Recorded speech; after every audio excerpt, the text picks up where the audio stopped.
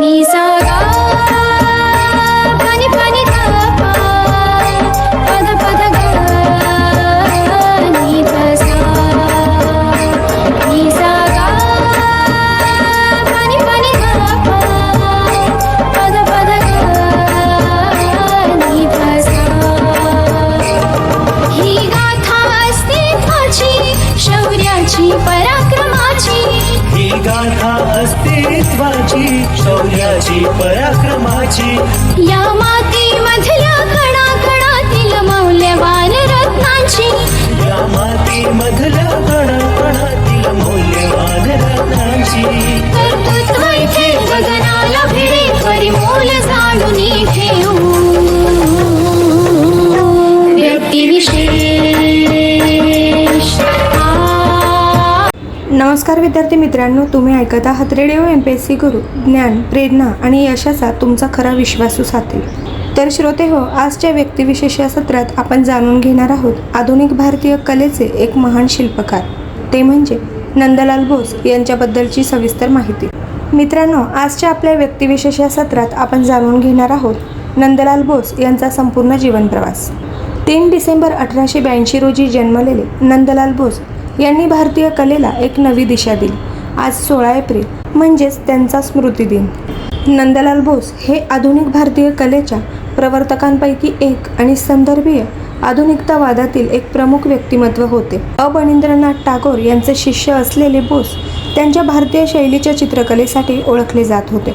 1921 मध्ये ते शांतिनिकेतन येथील कलाभवनचे प्राचार्य झाले. ते टागोर कुटुंब आणि अजिंठ्याच्या भित्तिचित्रांनी प्रभावित होते. त्यांच्या उत्कृष्ट कलाकृतींमध्ये भारतीय पौराणिक कथा, स्त्रिया आणि ग्रामीण जीवनातील दृश्यांच्या चित्रांचा समावेश आहे.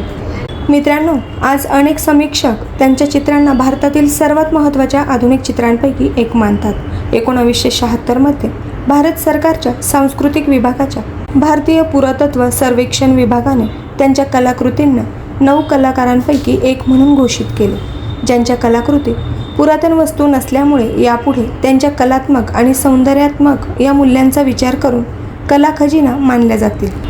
त्याला भारताच्या संविधानाचे चित्रण करण्याचे काम देण्यात आले होते. जाणून घेऊया नंदलाल बोस यांचे बालपण. नंदलाल बोस यांचा जन्म 3 डिसेंबर 1882 रोजी बिहार राज्यातील मुंगेर या जिल्ह्यातील हवेली खरगपूर येथे एका मध्यमवर्गीय बंगाली कुटुंबात झाला. हे कुटुंब मूळचे पश्चिम बंगालमधील हुगळी जिल्ह्यातील जेजूर येथील होते.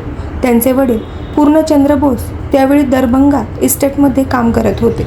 त्यांची आई क्षेत्रमोनी देवी एक गृहिणी होत्या आणि लहान नंदलाल यांच्यासाठी खेळणी व बाहुल्या बनवण्यात त्या पारंगत होत्या. बालपणापासूनच नंदलाल यांना प्रतिमा मॉडेलिंगमध्ये आणि नंतर पूजा मंडप सजवण्यात रस वाटू लागला.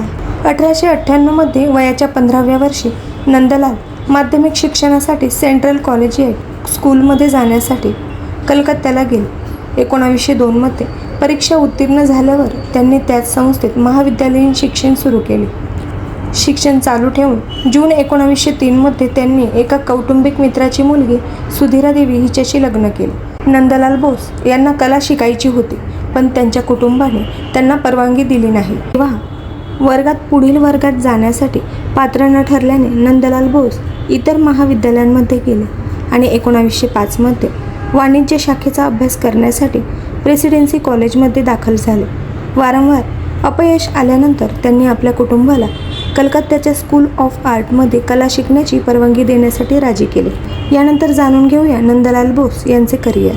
यम आणि सावित्री नंदलाल बोस यांच्या 1913च्या चित्रावरून किरत अर्जुन 1914 एक तरुण कलाकार म्हणून नंदलाल बोस अजिंठा लेण्यांमधील भित्तिचित्रांनी खूप प्रभावित झाले होते.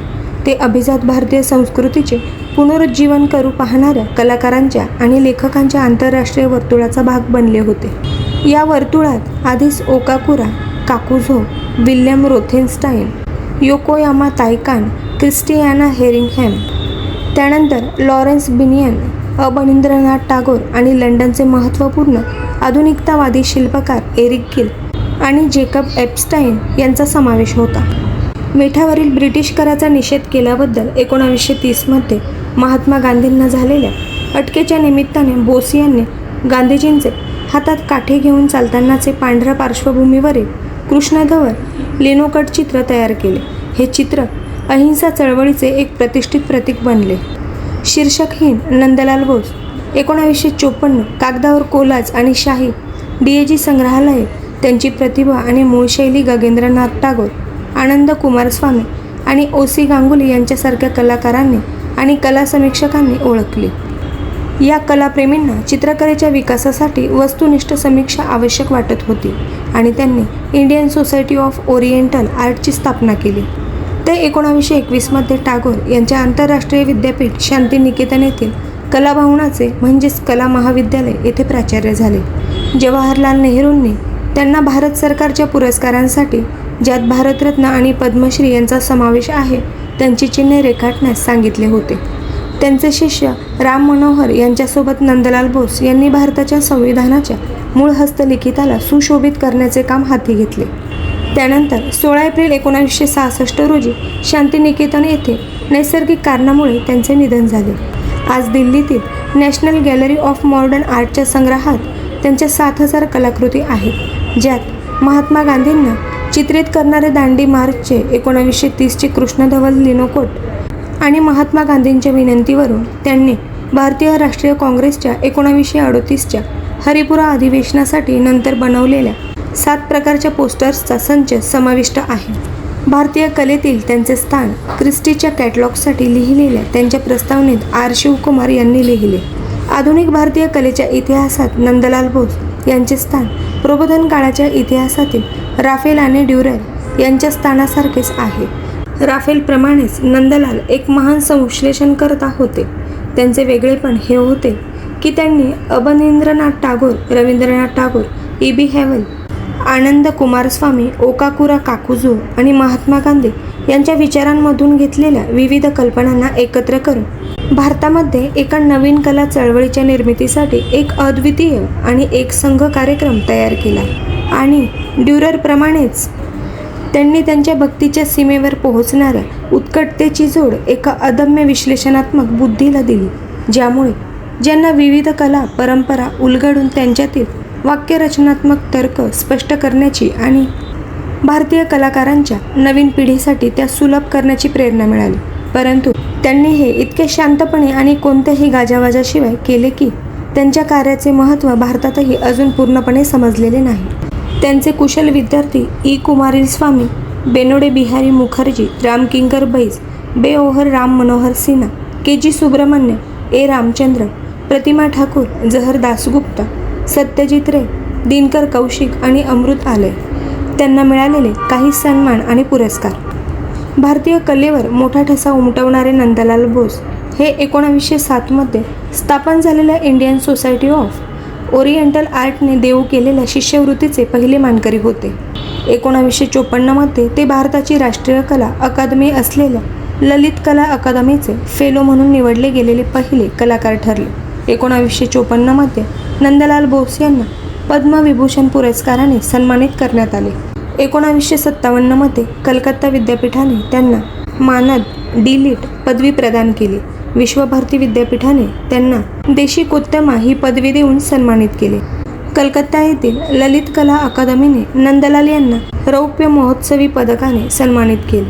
बंगालच्या एशियाटिक या सोसायटीतर्फे नंदलाल बोस यांना 1965 टागोर जन्मशताब्दी पदक प्रदान करण्यात आले.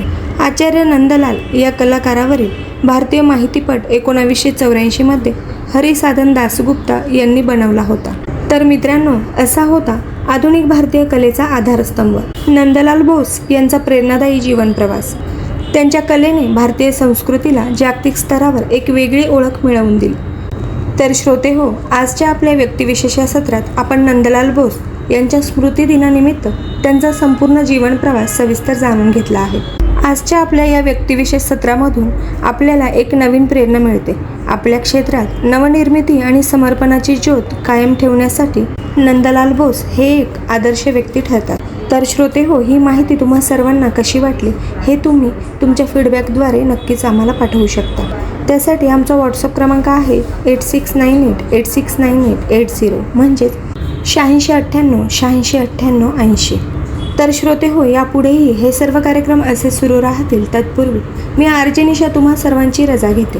पुन्हा भेटूया आपल्या व्यक्तिविशेष या सत्रात आणि जाणून घेऊया अशाच एका ज्येष्ठ आणि थोर व्यक्तीची जीवनगाथा. धन्यवाद.